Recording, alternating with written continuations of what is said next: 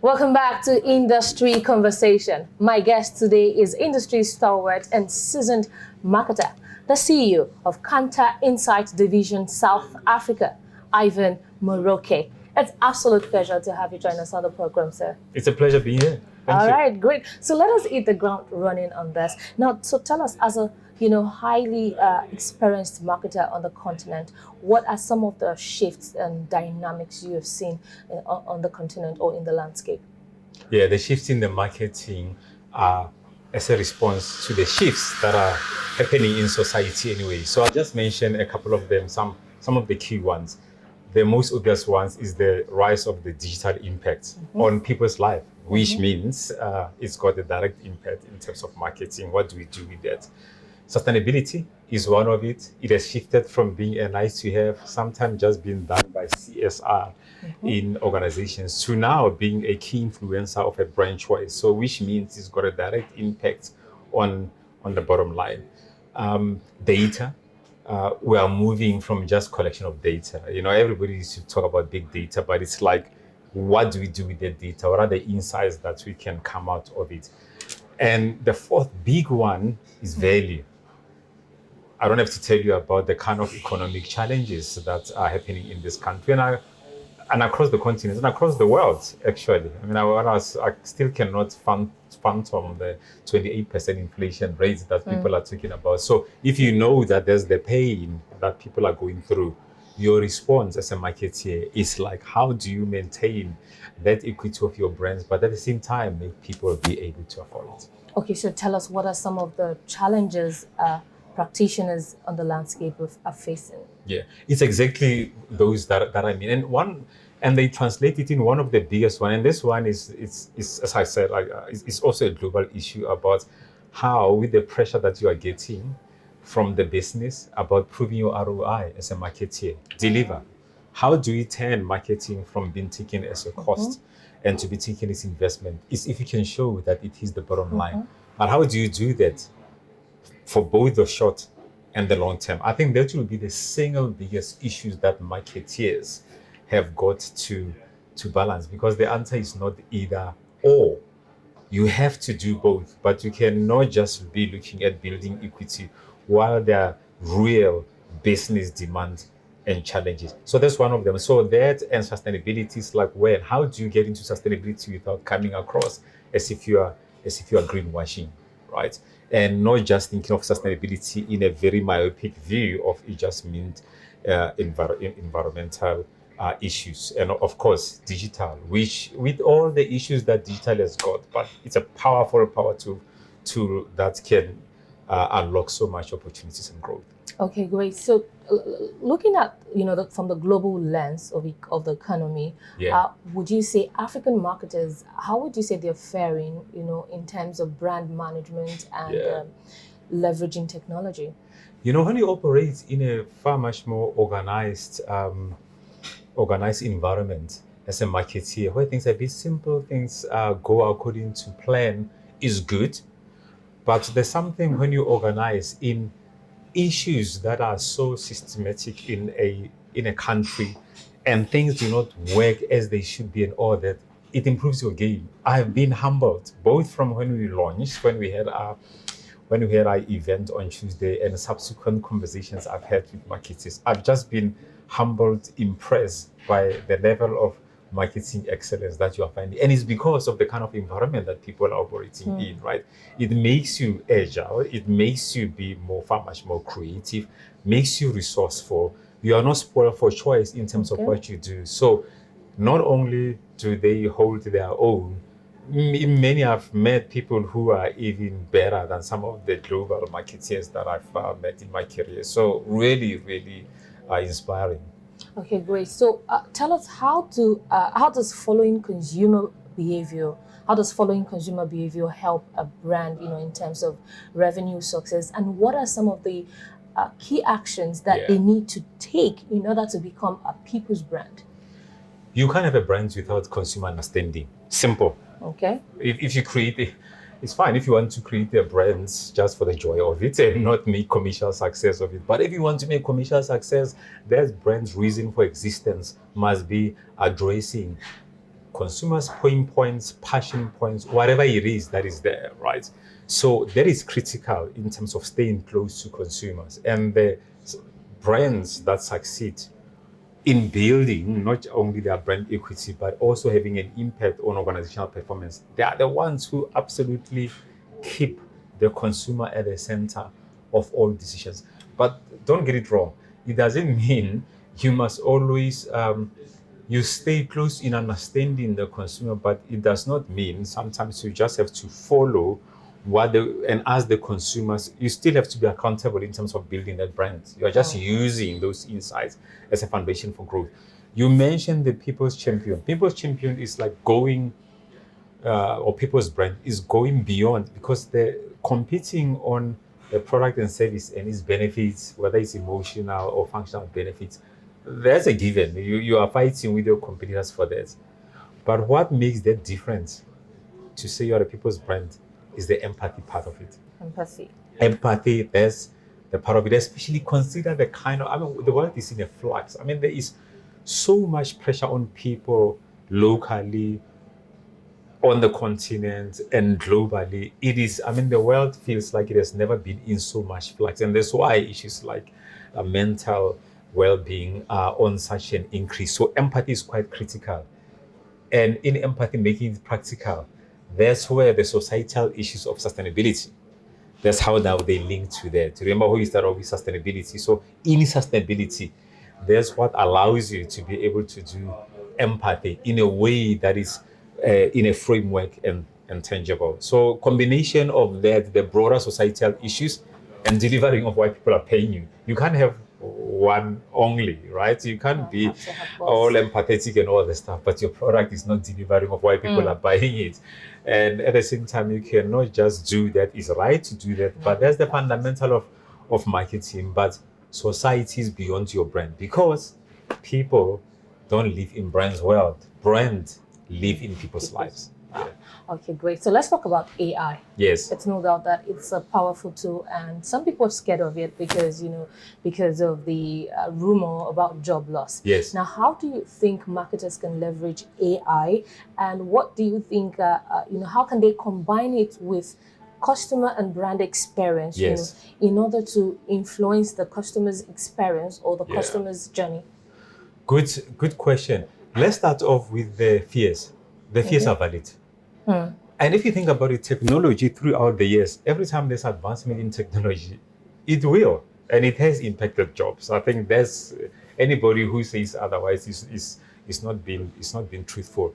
However, the benefits far outweigh the fears that happens, including the jobs. Not only many technologies create new sectors, new jobs that were not even there, not even thinking about it. But in terms of the businesses now, AI, what it can do, in terms of the productivity and efficiencies, making sure that people can spend more of their time on things that AI can do, why would you take some of your talent, some of your resources, spend them on something that can be done by machine? And while you focus on some things that, even with the brilliance of AI, they cannot, well, not yet anyway, they cannot do some things only a human can be. So it frees up resource to be able to do that. And you mentioned something extremely important about experience. Customer experience is critical across all sectors, but in particular, there are some sectors like hospitality, telecommunications, financial services, where actually customer experience and brand, it might be even one thing. AI allows you to even take your customer experience and customer journey to the next level without the resources. Things like personalization becomes better. Things like being predictive in terms of that customer and what will make their journey frictionless in terms of the experience. That's what AI gives you. Of course, you've got to be careful you don't do these things and seem a bit like you are being intrusive. There's always the watch out that you must have. Okay, great. So, it's no news that the economy is challenging right now. Now, what do you think both new entrant brands and heritage brands need to focus on, in order to boost revenue for the long term? It's three things, regardless of whether you're a new or a legacy brand. Three things: value, and value. And it sounds simple, but that's what it is. And there's a big difference between value and cheap price. Value is important, and that's why a powerful brand, the key thing that you've got to do, you've got to make it accessible, because a brand is beyond just the functional delivery, right? It is about the emotional. When you talk about value, we are not just talking about value for money in terms of your rational thoughts, but even value comes with the emotion. And key about that value that can allow you to charge a bit more, because consumers are okay with paying a bit more, even if it's not cheap, but as long as what they are getting in return is disproportionately higher what they're paying for. And there's one element that makes that important is difference in your brand. Your brand, think about it just from a rational perspective. You will be willing to pay something a bit more extra if there's something is different from all its other brands. So difference is quite key in terms of influencing value and brand equity. Okay, great. So let's talk about the evolution of the Chief Marketing Officer's position. Now, what's your view about this? It's exciting. It's really exciting. And you know, I must admit, going back to some of the conversations I've had with marketers here, it's happening anyway. Where unlike in the past, maybe chief marketing officers were far much more focused on the comms and the brand building from the comms and the creative and all that. But the demand is, that's why many companies are changing the title of chief marketing officer, like chief growth officer is one of them, chief customer officer, where to say it's not just about the communication and the creative part of it. What is far much more important is more about all the touch points of a customer.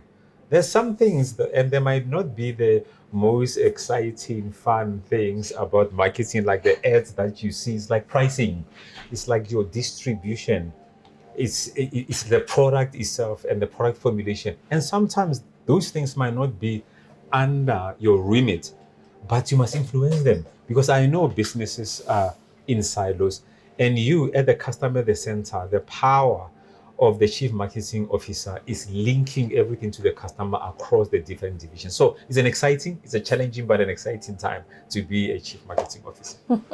I can only imagine. So let's talk about Kanta. Yes. Now, how does Kanta play in today's marketing data ecosystem? We arguably Kanta on the marketing value chain. I can't think of even competitors who are like Kanta in terms of entire value chain, because you can get amazing data collectors, brilliant companies who can do that. You can find brilliant insight companies. You can find brilliant strategy companies. But to get it under one umbrella from end to end, that's exactly what we do. Like from the collection of data for growth, because you are collecting data not for anything else but to grow, right? But collecting data is just the first step. It's what you do with the data, turn it into insights. That requires an incredible amount of experience and specializations that you can imagine to say, the insights. But we don't do insights to write academic papers. It's like the so what? What does that insight that the client have just spent on us to say, great insight, fantastic, it's a foundation for growth. But we have to take that foundation for growth and turn it into a springboard of growth, which means the strategy now. And that's what we do. And that's why we are here, was also launching that end part of consulting. We have a consulting division that take all these insights and do brilliant growth strategies for businesses. Okay, share with our viewers. Our viewers would like to know, give us like an overview of your companies or your brands, product portfolio, and what makes Kanta Insights stand out. Yeah, you remember when I was talking about that value chain from data and insights and growth strategy. In each of them are products. Whether they are the products about innovation, because innovation is what gives you the difference that we're talking about. Innovation, both in coming up with product service ideas and testing them. Whether it is about creative, I can safely say, when anybody will have to understand about what is about effective creativity, what works, we are specialists in that. It's great to have creative, right? But how do you make sure it's optimized in terms of where people see it? Media. We've got a specialist in media. Shopper, where the rubber hits the road, right? We can do all the great marketing and all that stuff, but when that consumer is in the store, the shopper, that is a science in itself. We've got something about shopper, right? Customer experience that we talked about. We specialize in customer experience end to end.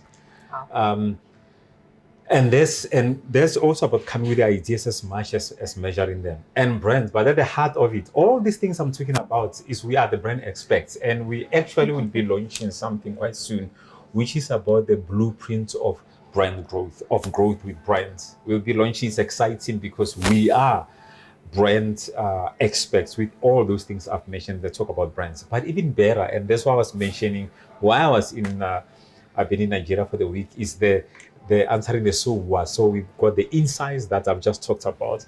But what is even more exciting is like, so what? What does it mean for me as a marketer and for me as a business? So we do strategies for business around brands that grow business and commercials, strategies on like portfolio. How much portfolio of brands should I be having? Am I having too much? Am I having too less? Growth finder, that's exactly what it means. Where can we find growth? Because everybody is searching for growth, but growth is difficult to find. We are experts in that. Innovation coming. We've got experience and we've got case studies of leading brands where we've helped them come up with product innovation, service innovation, positioning, which is at the heart of marketing. We do purposeful positioning and. So, but all in all, is about we believe in brands, and we are specialists in it, both in terms of gathering the data, turn it into insights, and coming with growth strategies. Okay, so just before I let you go, what would you say is your favorite industry mantra? That's an interesting one. It's actually not an industry mantra per se. It's more of a life mantra. It's everything is connected. Everything is connected, and you can never know the full story, but everything is connected. Wow. That's it. Wow. And so you have heard it. Everything is connected. And that's the much we can take on this week's episode of Marketing Edge on TV. Join us same time next week for another informative episode. I'm Oluwabukola Omoniyi. Bye for now.